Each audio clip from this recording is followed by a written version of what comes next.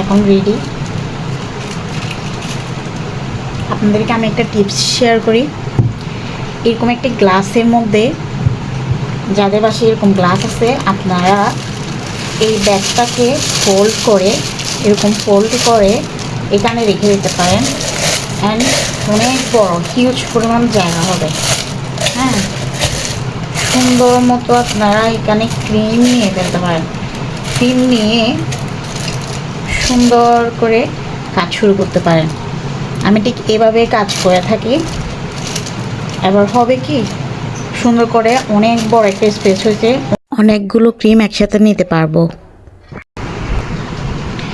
ডিজাইনের জন্য আমি যেটা নিয়েছি, আমি এখন কালার করে আর আমি এইভাবে আমার ওখানে দিয়ে থাকি। আমি এভাবে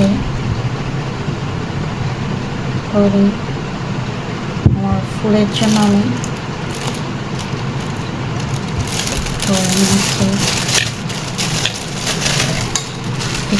এরকম এরকম করে আপনারা করে নেবেন।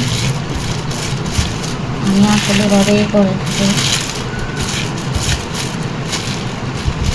আপনারা চাইলে এখানে কিছু একটা ইউজ করতে পারেন। ঠিক এভাবে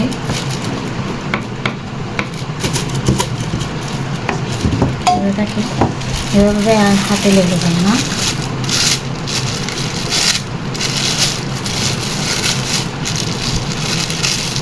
এভাবে ফোল্ড করে আমরা আমাদের কেকের কাজটা করতে পারবো।